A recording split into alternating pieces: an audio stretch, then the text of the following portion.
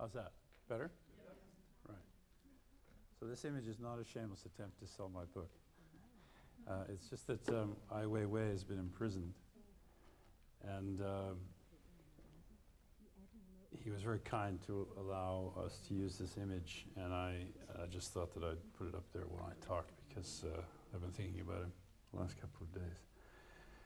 So today I want to make some remarks about the politics of utopia in the context of contemporary visual art.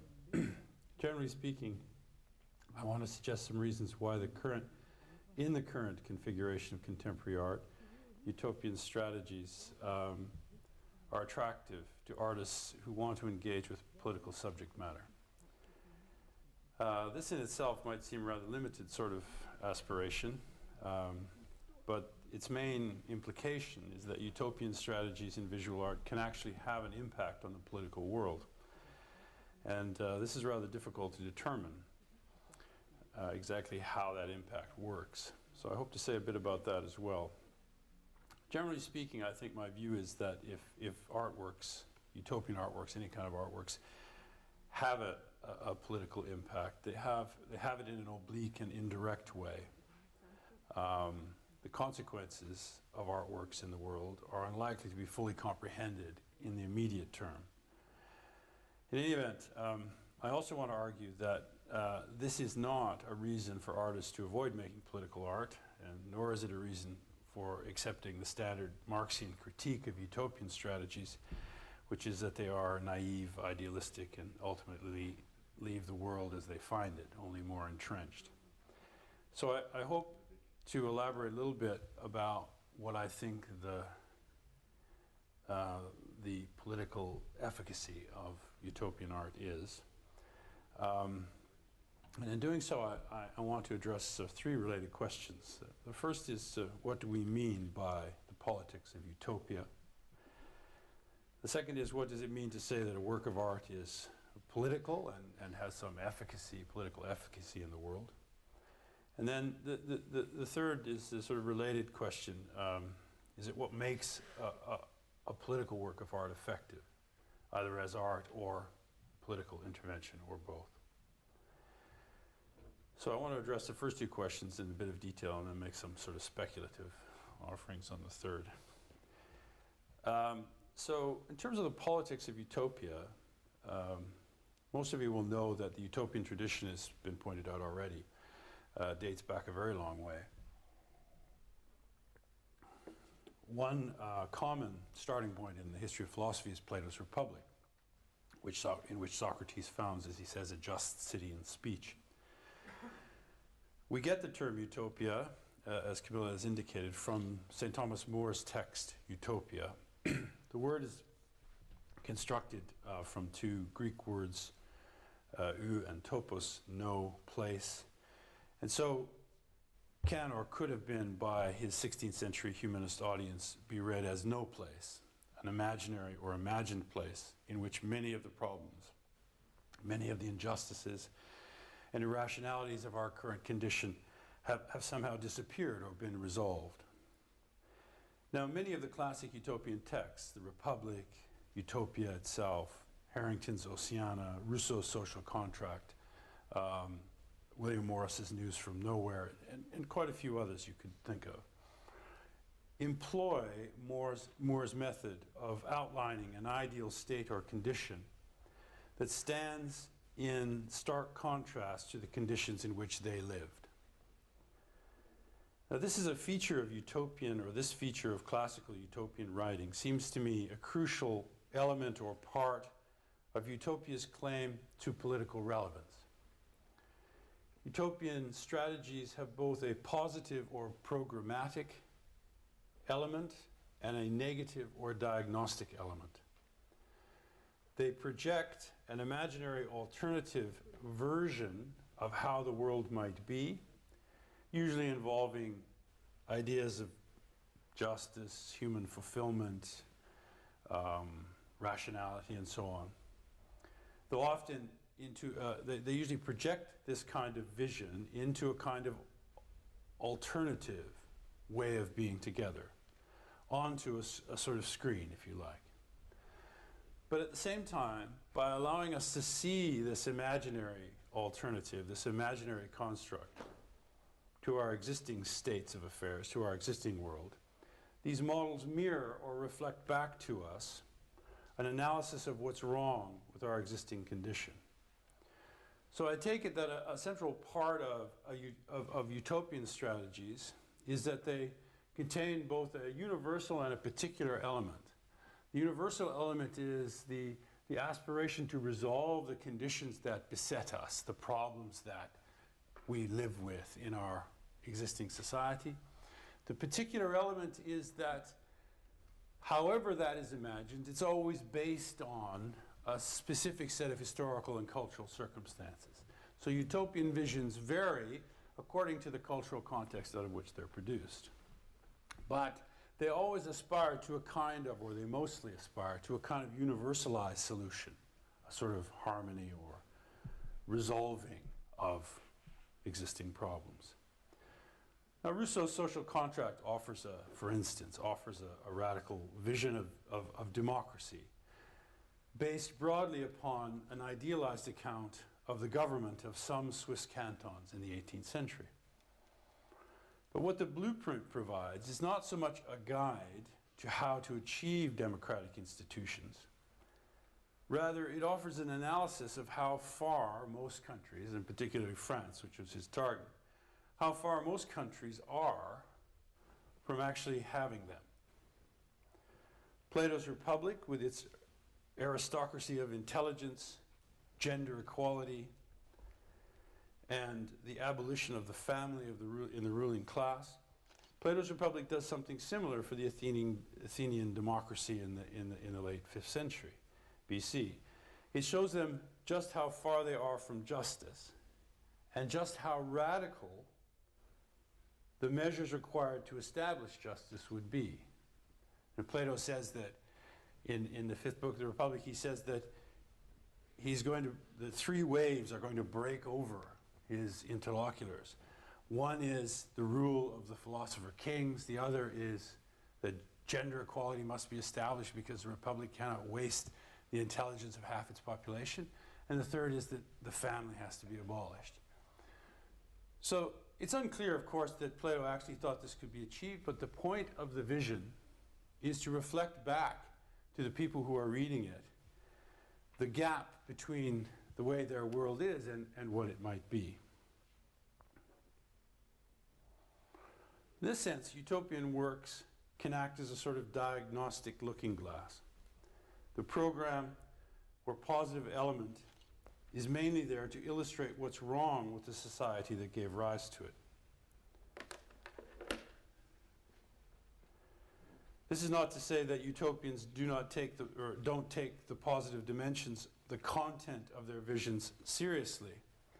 Rather, it is to say that their visions about how things should be organized or how the world might otherwise be are often mainly a critique of how things actually are.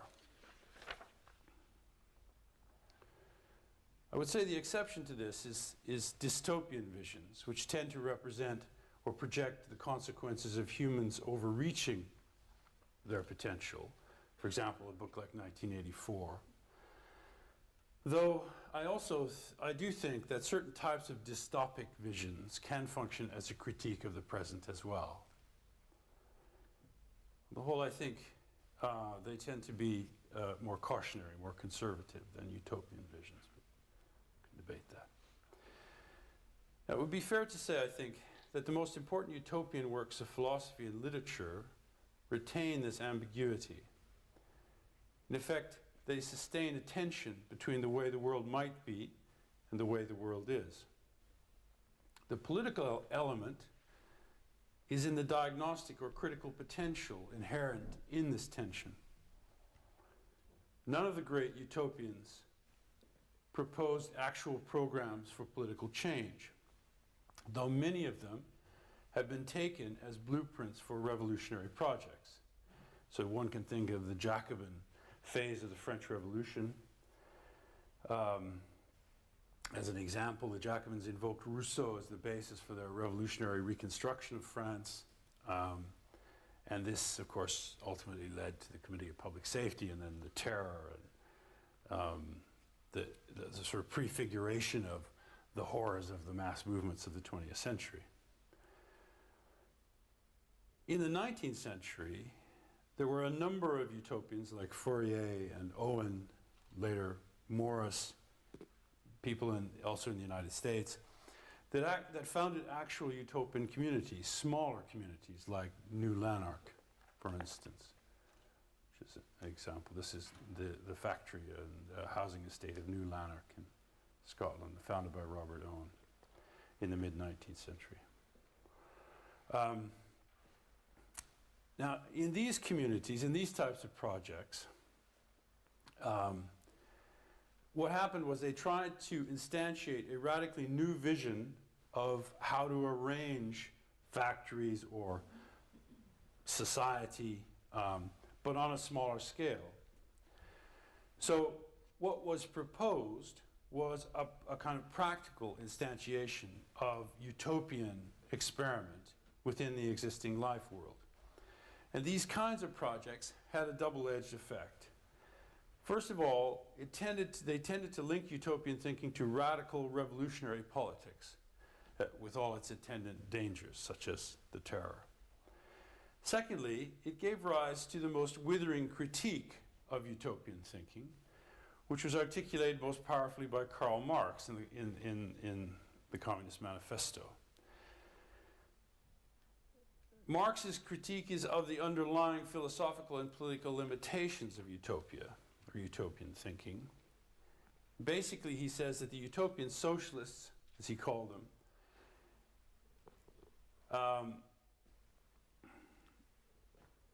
were idealists who mistook their visions of the solution to humanity's problems for an understanding of what actually drove historical change. So for Marx, the utopian socialists tried to simply create little islands of utopian living in a sea of material change that was indifferent to their little islands of utopian living. So for Marx, the lack of analysis of what was actually driving capitalism and what would actually destroy it and ultimately lead to a proletarian revolution, the lack of understanding of this ultimately meant that these communities would always fail. And he says about them that their writings and their communities contained a certain critical element, which he admits, but essentially he saw them as reactionary. Their idealistic blueprints and failed communities tended to reinforce the ideological consensus in capitalist societies that the proletarian socialist revolution was simply impossible. So while the charge of idealism has in some sense stuck to utopian politics, has in some sense haunted utopian politics, its relevance and of course, the relevance of utopian politics is still questioned in these terms. I would also argue that as the prospect of political revolution has receded in the late 20th century and now in the 21st century,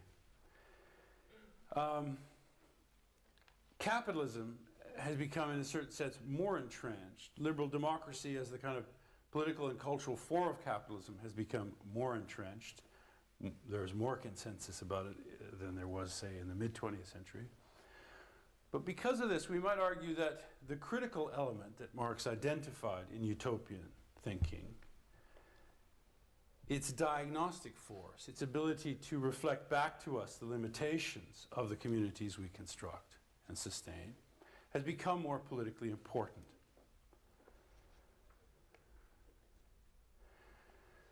So, what do we mean then by the politics of utopia? Well, I think 3 points are worth noting. First, or in a way repeating, utopian political strategies involve modeling the provision of radically other alternatives to our existing states of affairs that nonetheless reflect the historical and culturally specific and cultural specificity of the conditions in which they're produced, while at the same time acting as a critique of them. So the impulse to model alternatives both reflects what the model is an alternative to and acts as a critique of it, or can act as a critique of it. Secondly, the politics of utopia is in this sense, for me now anyway, in my assessment of it, primarily negative.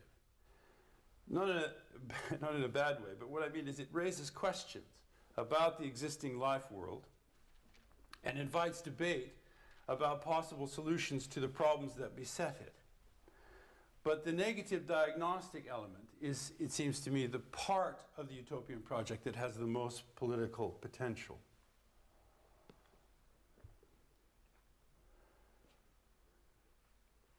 Third, utopian projects are at times pursued as solutions to things. It is, of course, possible to characterize the socialist revolutions of the 20th century as in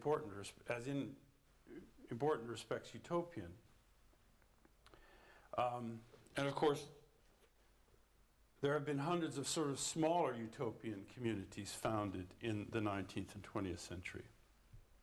But on the whole, all of these have failed, both the large-scale utopian projects and the small-scale utopian projects. And of course, the large-scale ones, some of them have been brutal and appalling.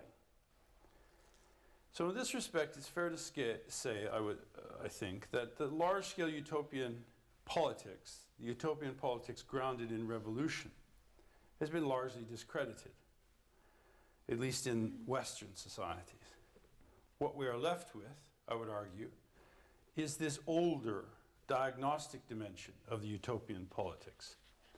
And this is particularly relevant, I would argue, for visual art.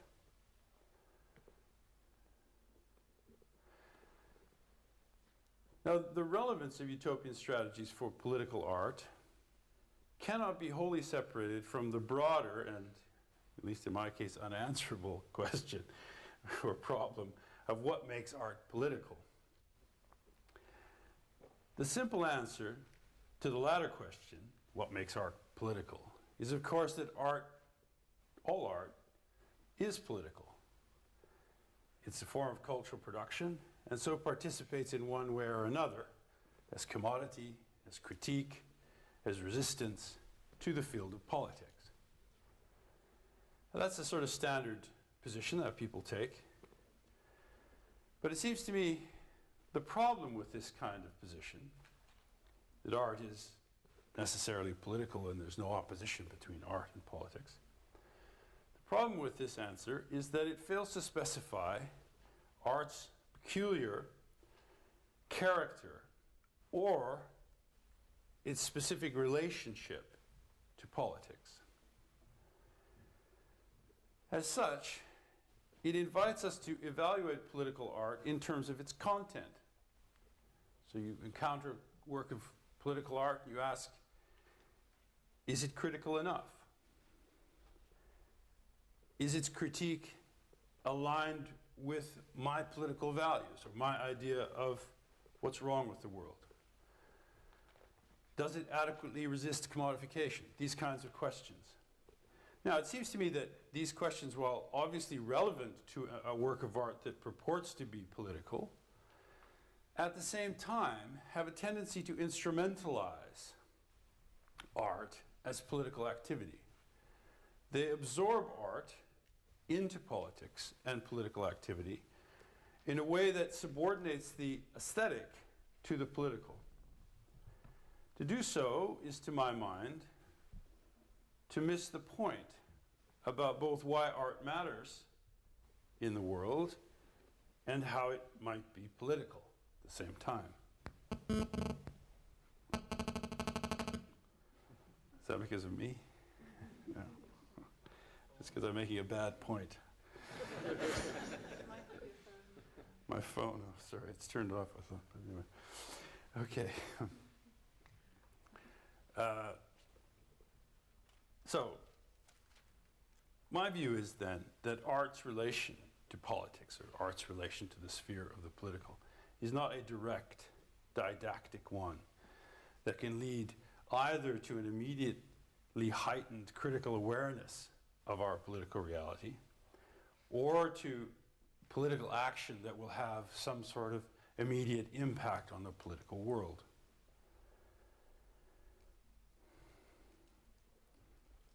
On the whole, art does not make good arguments.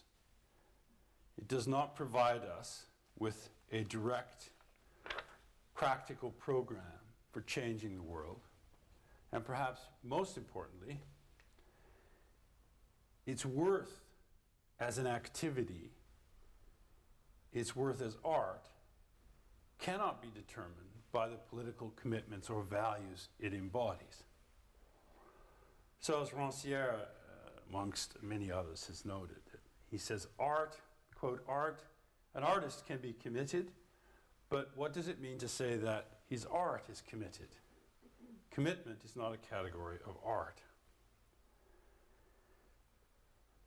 Now, Rancière's view, I think, owes something to Adorno's essay on committed art, which develops the superficially paradoxical idea that in the mid-20th century Europe, in mid-20th century Europe, roughly 1960 when he wrote the essay, the most politically relevant art is largely autonomous from the social and political world.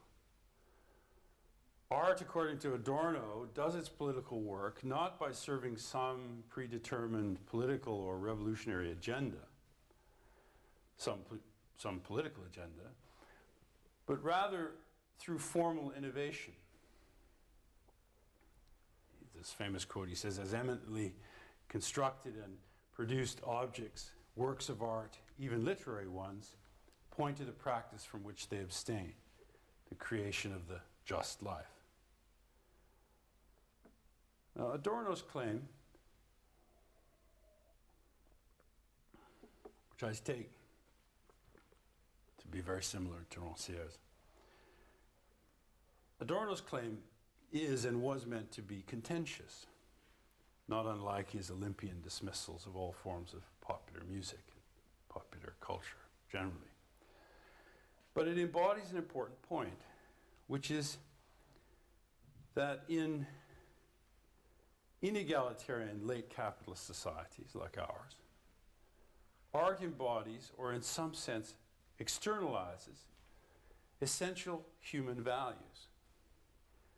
Freedom, as was mentioned earlier, creativity, justice, even solidarity, all of which are denied us by the rampant competition and instrumentalization of daily life in capitalist communities. So art is in this sense utopian. It projects the image of a better order, a better way of being, over and against the existing order or way of being.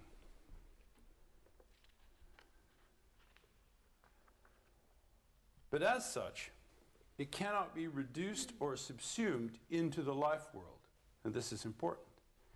It stands over and against the life world as something other. To do its work as a critique, it cannot be, in the words of Peter Berger, wholly absorbed into the praxis of life. So on this view, political art must retain a certain autonomy from the political world. Whether or not one accepts Adorno's rather Olympian view of this, there is a certain underlying plausibility, it seems to me, to this claim. Artistic strategies that understand themselves as forms of activism, for instance, or as forms of critical social documentary, for instance, or as, say, research-based practices aimed at exposing local injustice in London or Copenhagen or wherever.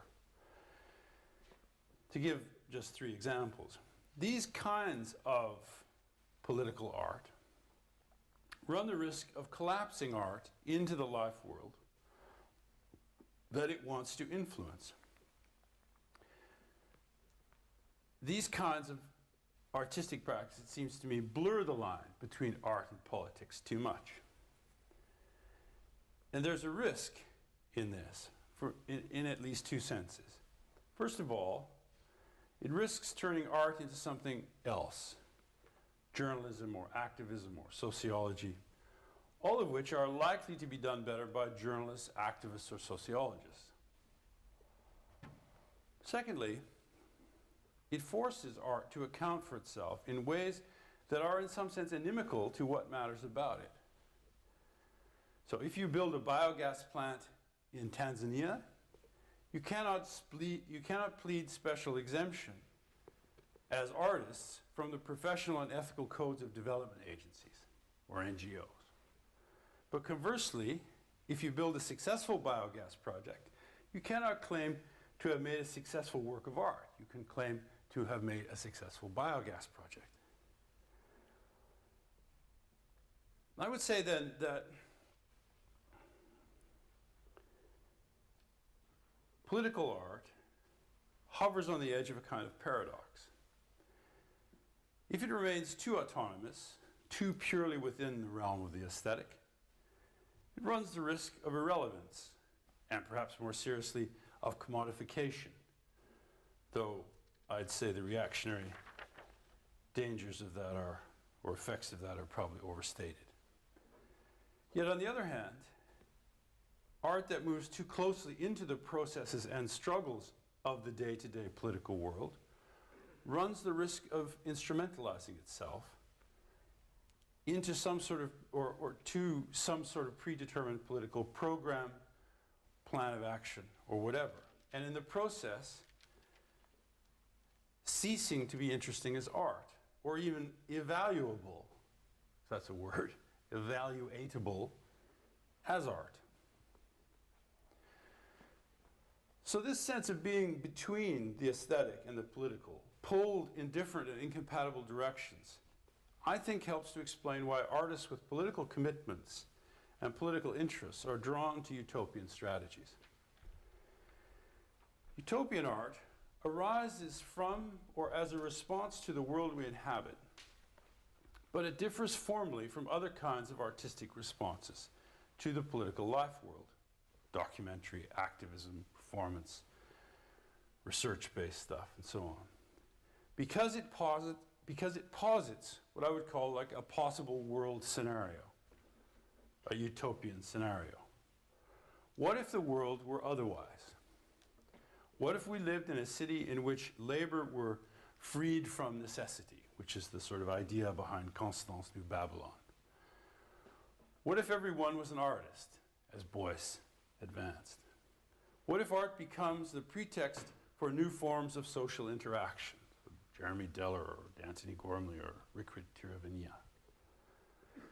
Utopian art is therefore two things that make it potentially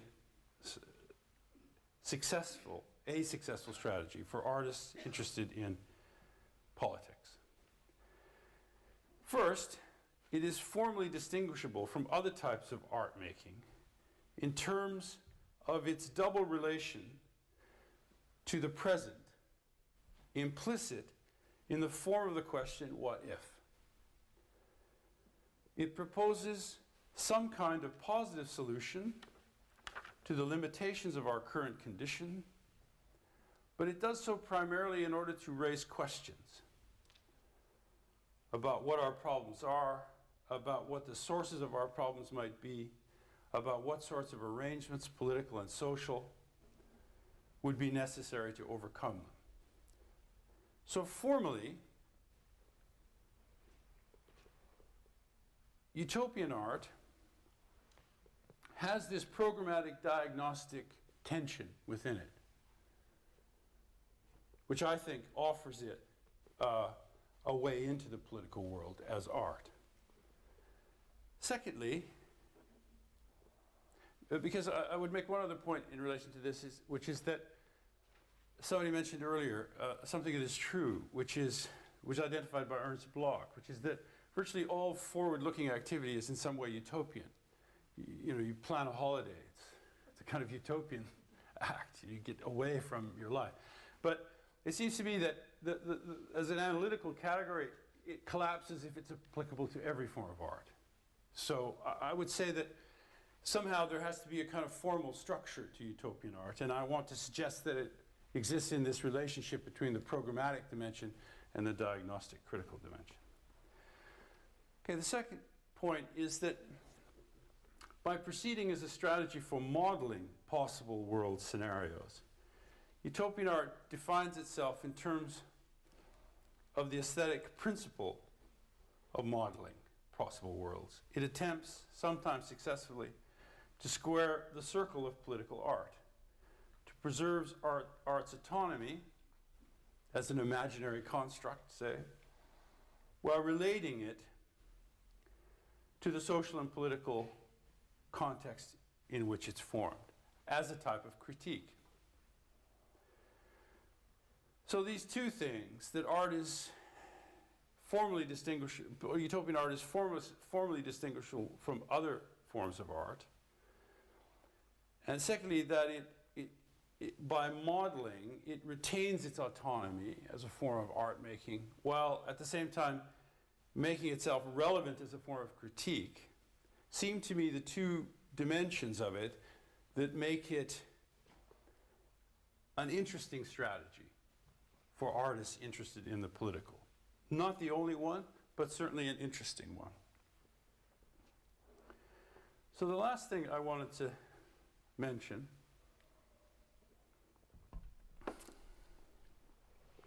or ask, maybe, is can utopian art be politically effective? And yeah, I mean, I think it can be, but isn't necessarily. Would be my typical qualifying answer. Nevertheless, what I've been arguing so far is that art and politics pull in different directions. That art, as I said, doesn't on the whole make good arguments, political arguments, and that when artists abandon the realm of the aesthetic for the realm of the political, often for what are very strong ethical and political reasons, they leave behind the distinctive feature or attribute that might give their ideas and values some sort of impact in the political world. So this is, in a way, the paradox of political art. However, I fully realize that this begs the very difficult, and in this context, unanswerable question of what makes art politically effective. But perhaps I can finish by hazarding a couple of speculations on why utopian art has at least the potential of political efficacy while remaining interesting as art. One point that needs to be made at the outset of any such consideration is that art's political efficacy is contingent on context. So Ai Weiwei, whose work you've been looking at here, his recent incarceration illustrates this. His project, the main reason he's been incarcerated, as I understand it, is his project to publish the names of the victims of the Sichuan earthquake. Now this is a very, very simple work. I'm not even sure it's utopian. It's a political work, but it's very, very simple. Basically, he's asking the Chinese government the question, what kind of government refuses to publish the names of the dead in a natural disaster? And this question, in a certain kind of way, like a scalpel, opens up a fissure in the corruption at the core of the Chinese dictatorship, which is a kind of military industrial complex that builds poor public buildings that collapse on children and sick people and all kinds of folks during earthquakes. They don't live up to the codes they set for themselves, and they're not answerable to anyone. So just publishing the names creates this problem for them. And they are clearly unnerved by him and by this project. Yet, Wei Wei is a celebrated artist in the West, partly for being a courageous dissident, but more widely for his art and architecture. He was known before he was known as a dissident, and anyway, some people are skeptical about his dissidency. But the point is that his work poses no threat in the West. It just reinforces and now indeed flatters our liberal values. So his work has no direct political impact in Western countries. Now I make this point because I think the efficacy of art is very much dependent on context, but also because the efficacy of art in stable liberal democracies like this one, as opposed to dictatorships like China, is very much more complicated. The art world in the West is characterized, like its philosophy and to some extent its politics, by a general kind of value pluralism. Art is no longer committed to the ideas of the avant-garde. It no longer seeks to kill off what came before it, and it no longer links itself to revolutionary political projects, because these have effectively disappeared. So in our current pluralistic condition, artists and critics acknowledge a variety of valid and potentially conflicting ways of both making and evaluating art.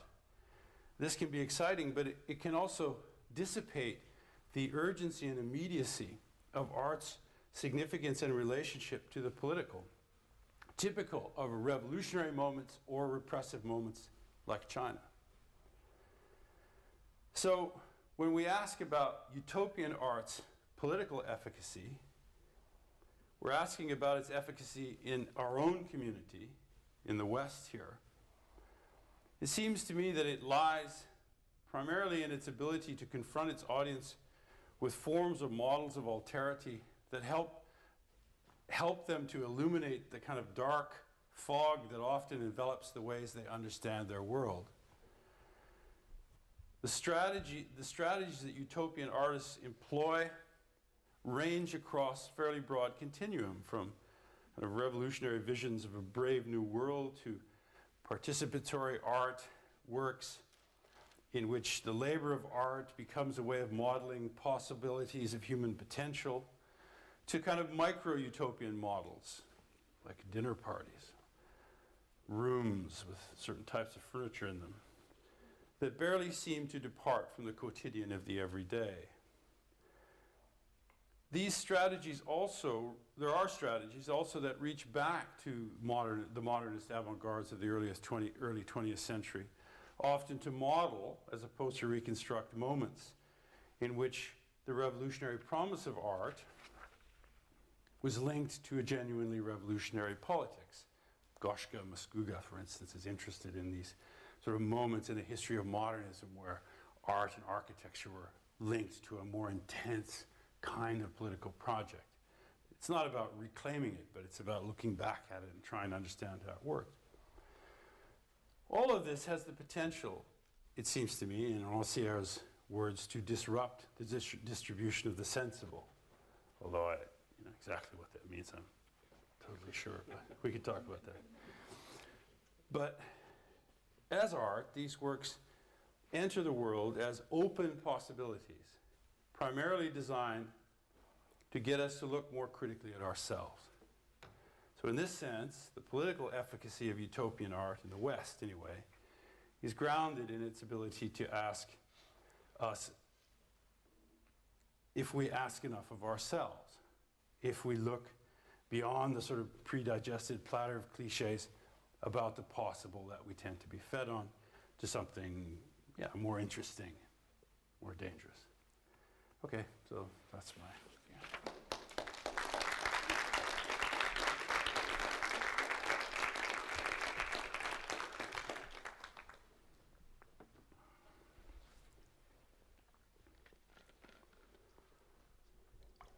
Thank you, Richard. Any questions, comments?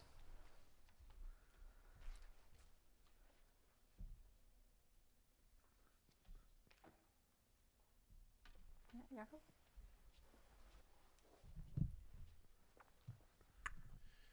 Thank you for a very thought-provoking lecture. I'm sympathetic to your attempt to delineate the utopian dimension in art in contrast to other kinds of art making.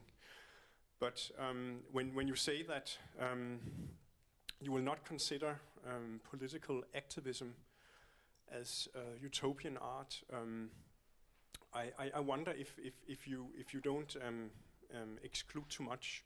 I mean, isn't it dependent of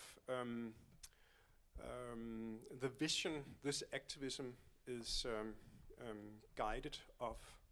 I mean, if the vision is quite low and close to practical circumstances, then there's this risk of the activism just drowning in the quotidian.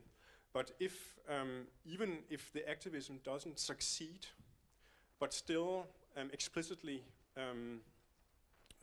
shows the vision guiding the activism, isn't it then a utopian project? Yes. I mean, I think I agree. Certainly, what I had in mind was the first thing you characterized as sort of smaller scale activist projects that tend to, as you say, disappear into the quotidian. Yes, I mean, I think, you know, it's a slightly tricky thing because on the one hand, yes, I think there are projects that are activist, politically activist projects that artists construct that are quite large scale, probably destined to fail, but illustrate something about the limitations of our political process. Yes, I would absolutely accept that that's the case. But I think one kind of criticism that those projects are open to, that perhaps utopian art that is more interested in modeling as opposed to actively influencing things is not so open to, is the kind of Marxian critique of idealism. That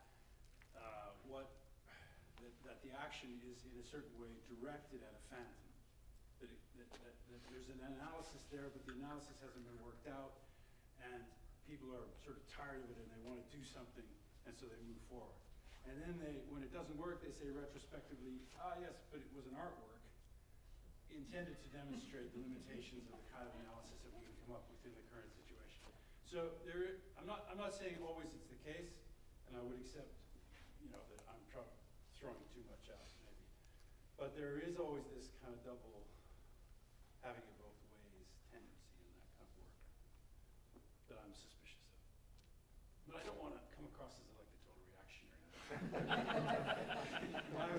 I was behind the students in Britain when they were, you know, we had our arts against the cuts thing in Goldsmith, and it didn't change anything. Next. One of the things that that keeps going through my head are these generalizations about utopian art or political art, and it's kind of links to the question before. You kind of miss a lot of the potentialities of what different projects might achieve or not achieve, and by making these kind of broader categories, these smaller gestures or potentialities within, say, the student movement in London, even though it has failed, it's politicized a whole generation of people to an effect where you now have free schools, you have smaller independent schools, you have workshops. I mean, walking through the streets of London on a weekend, it's like a film from the 60s or so. I mean, it's very, at times, it's very exciting all of a sudden. And I don't think you can't dismiss that as a failure. And I think it's actually, the potentialities there are extremely exciting. And I just think that sometimes when talking about these quite general terms, you miss these details. That was just my observation. No, I mean, it's fair enough. I'm trying to address this at a fairly abstract, analytical level. And I don't mean to rule out the possibility of very interesting art projects being developed out of the politicization of young people in Britain in response to the current government. But I wouldn't at the same time accept that the occupation of the library at Goldsmiths or the occupation of the administration building or a lot of the other types of kind of collective projects that were generated by students without, you know, guidance from older people like me or you or anything. I think those things are great, but and I think they're politically interesting, and I think we'll have some kind of lasting impact on at least this generation. I'm not sure how long it will last, but I take your point. But what they had to do with art is another question. Now, it may be that there is there will be projects that develop out of this that are interesting as art and have and reflect and embody that kind of contagion or that kind of spirit. I hope that's the case, but I haven't seen it yet, I wouldn't say. So, I mean, I'm not saying that art and politics can't go together, but I don't take the view that art is just another part of the political, that it somehow just seamlessly merge into it. Because I think when one takes that view, you tend to get often quite crude kind of instrumentalization. And also content analysis of artworks. Like, this must be good because it's trying to assist people in need or people who are oppressed or whatever, which, you know, I think can become quite problematic. Yeah. Stephen?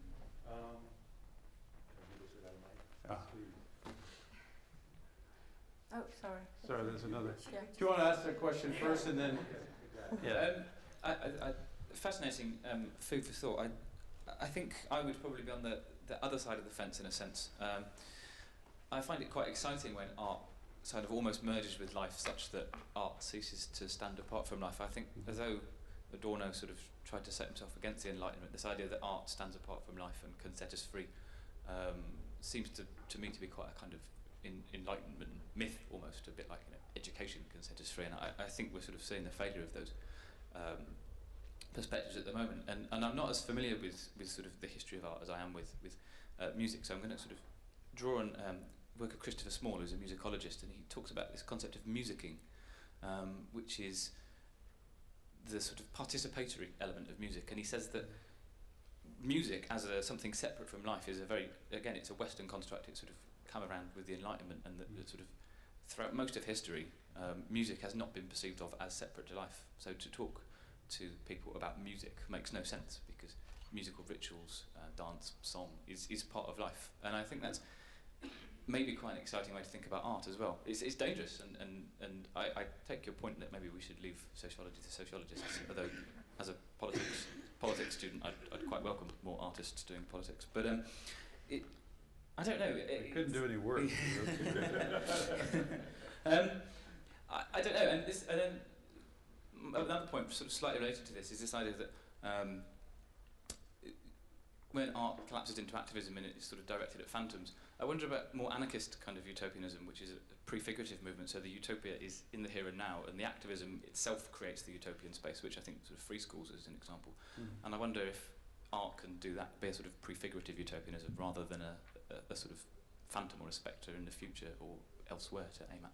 Yeah, I think in relation to your second point, I think that's a very interesting idea, and I don't address it, and it is definitely a failure on my part. I mean, I think I rather caricatured a lot of utopian communities in this to try and make my argument.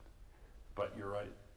I think some kinds of utopian communities or sometimes projects involve activity, and part of what's understood as the sort of modeling of alterity that goes on is what happens when the people are together, when the activity happens. You know, when you put people together in a certain set of circumstances, can they realize something different from what they tend to realize under the kind of constraints capitalist life, whatever. So I absolutely think that that is an interesting way of thinking about how you might construct a kind of collective, perhaps anarchist based, but there might be other alternatives, project. Absolutely.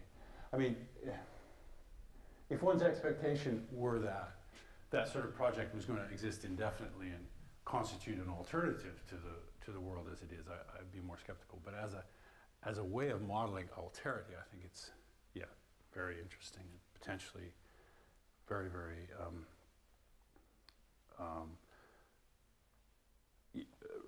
a sort of rich source of questions that we might ask ourselves about, you know, the forces of conformity, or you know, how we tend to always reproduce the same values and the same aspirations and so on. You know, I think that's really interesting. I mean, in terms of the first question, which is a slightly broader and maybe more philosophical one, yeah, I mean, I have to say I'm of the party of enlightenment, you know. I mean, okay, I recognize that there are problems with it, but, you know, I'm on that side. And so I think I would see visual art in the Middle Ages as having the same proximity to life as the way you're talking about music, or music might in a sort of medieval community in Europe, or in sort of non-Western communities in New York or wherever. And while I don't think we ever lose that, I do think in the West that certain types of practices in visual art and music began, and in philosophy, although that happened earlier, began to separate themselves out from folk life, as it were, from the kind of quotidian, as a way of reflecting critically upon it as much as anything. So there's no way I'm going to say that that's a bad thing. I'm committed to it. Okay, Steve. That was a great talk. Thank and you. I agree with about 95% of it, but since I think the role is to find that 5% that one doesn't agree with.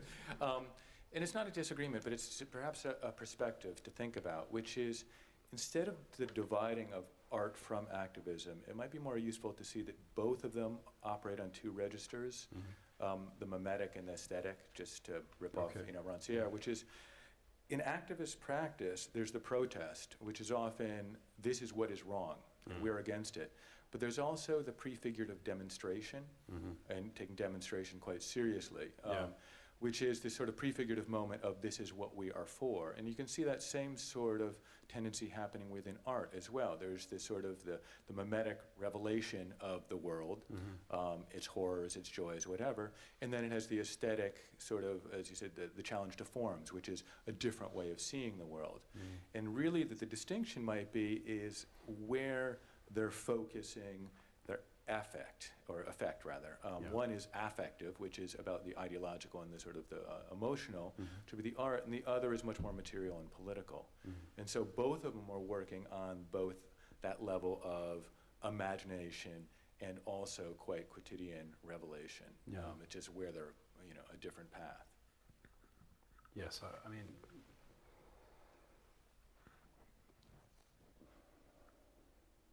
it's quite a complicated thing.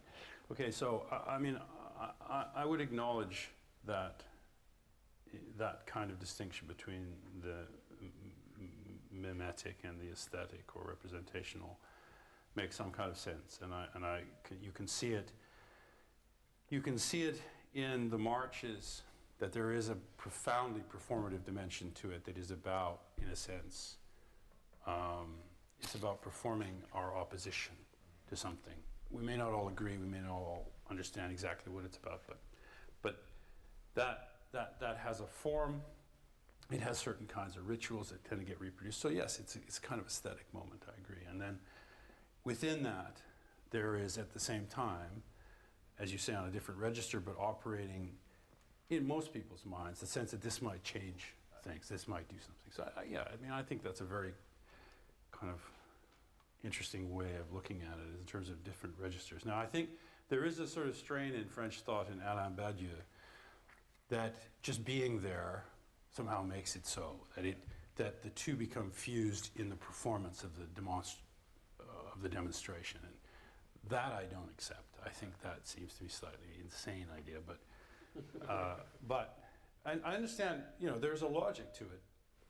I just don't think it works, either in the real world or theoretically. So, yes, I don't think I'm opposed to developing a more subtle account, which your distinction would help me to do.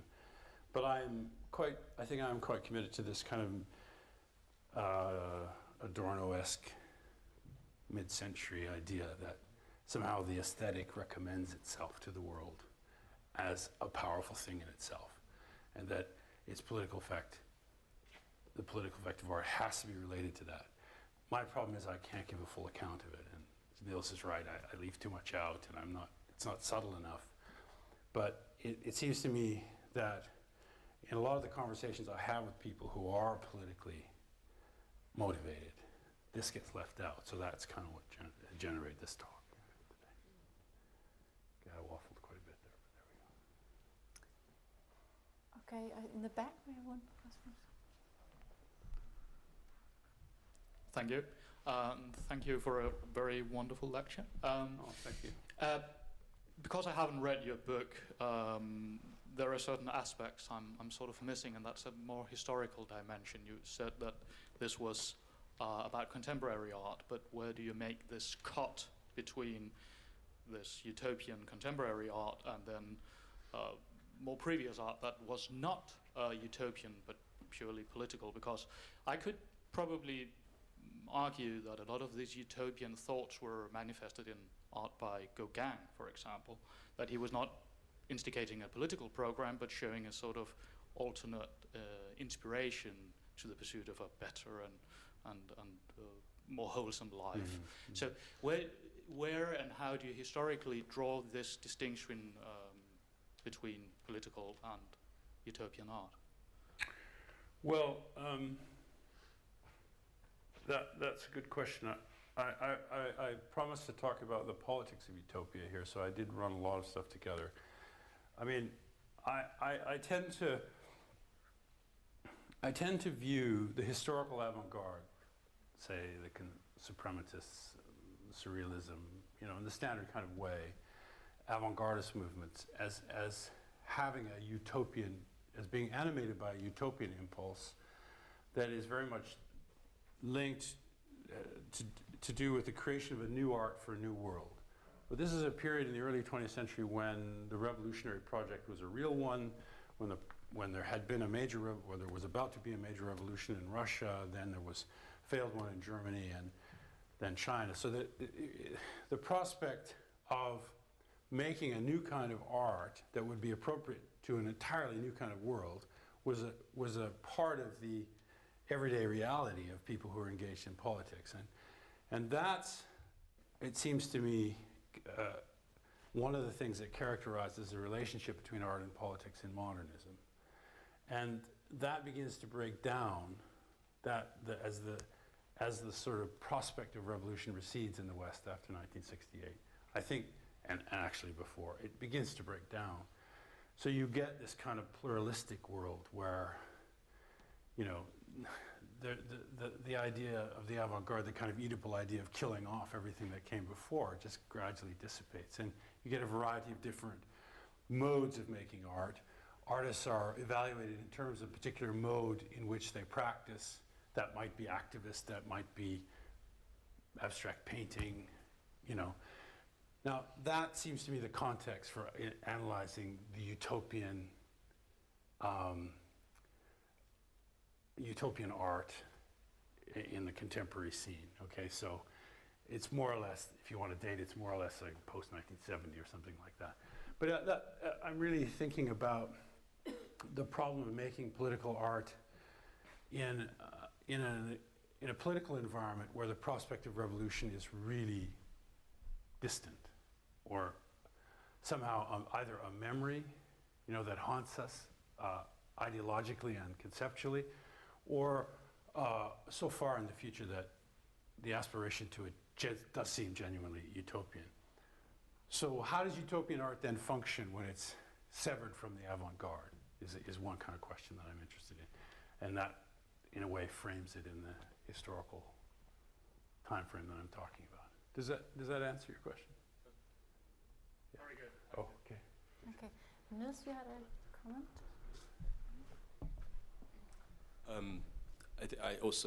I really thought the contradictions and the problems that your talk unfolded really interesting and very sort of rich for conversation and for discussion.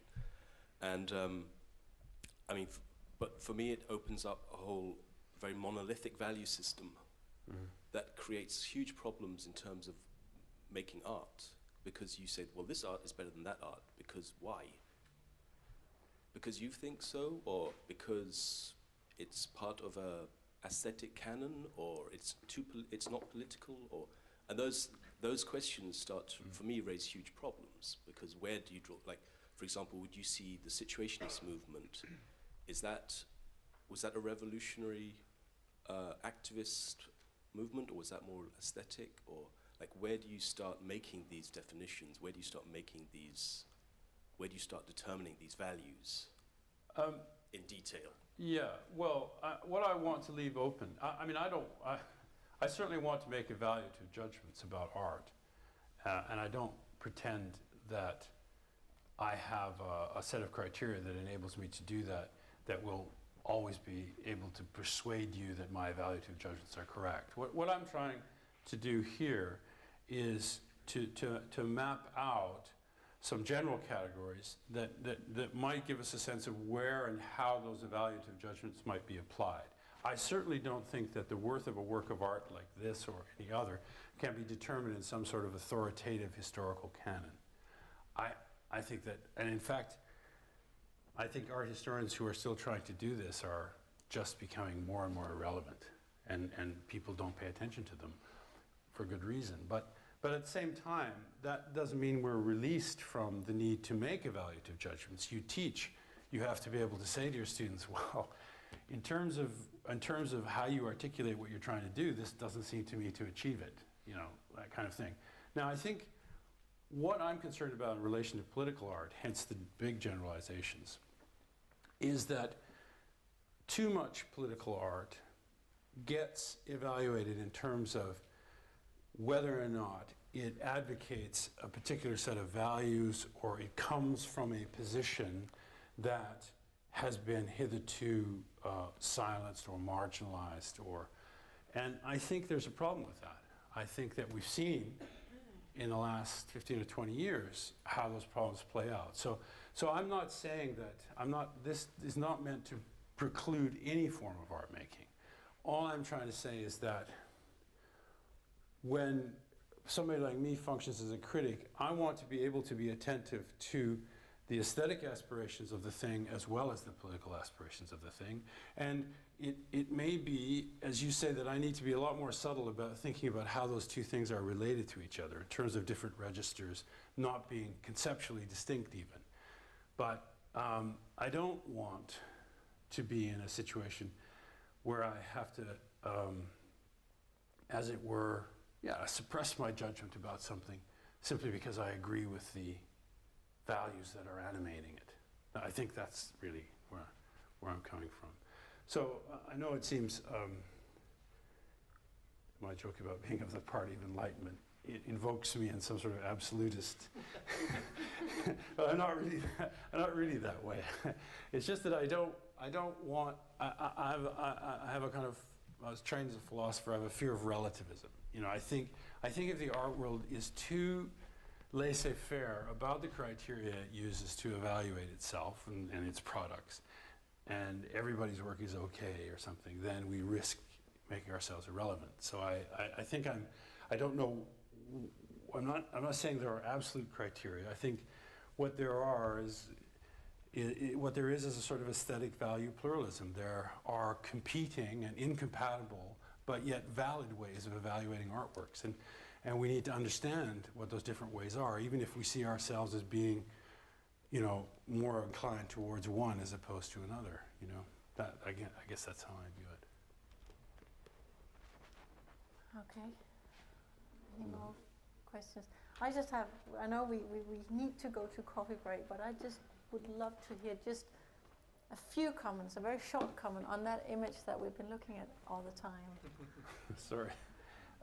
Well, it's based on that image, and